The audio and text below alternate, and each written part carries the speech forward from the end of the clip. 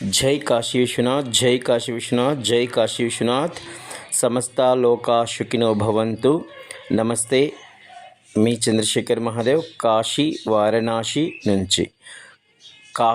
కాశీఖండం గొప్పతనం. మనకు ఉన్న 18 పురాణాలలో స్కంద పురాణం ఒకటి. అందులో 82,000కు పైగా శ్లోకాలు ఉన్నవి. అందులో 13,000 శ్లోకాలు ఉన్న ఒక భాగమును కాశీఖండం అంటారు. అంటే కాశీ గురించి స్వయముగా సుబ్రహ్మణ్య స్వామి స్కందుడు ఇచ్చిన శ్లోకాలు ఈ 13,000 శ్లోకాలు. అందులో కొన్ని అంశములు.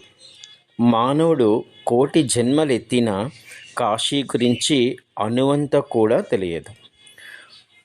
భూమిని మోసే ఆదిశేషుడు కూడా కాశీలో ఎక్కడ ఏ మహిమగల శివలింగం ఉందో పూర్తిగా చెప్పలేడు.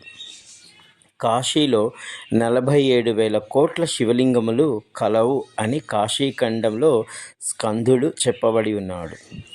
కాశీలో చేసిన ఏ చిన్న ఉపకారము, సహాయము అయినా కోటింతల పుణ్యంగా మారుతుంది.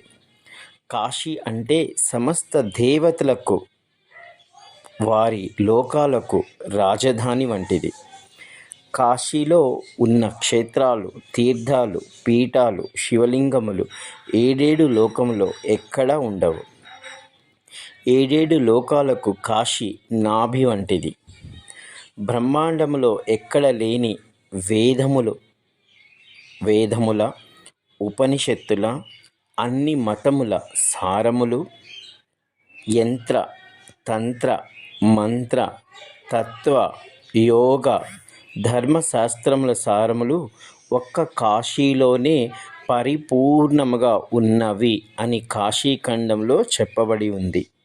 జై కాశీ విశ్వనాథ్, జై కాశీ విశ్వనాథ్, జై కాశీ విశ్వనాథ్. సమస్త లోకా సుఖినో భవంతు. నమస్తే, మీ చంద్రశేఖర్ మహాదేవ్, కాశీ వారణాసి నుంచి.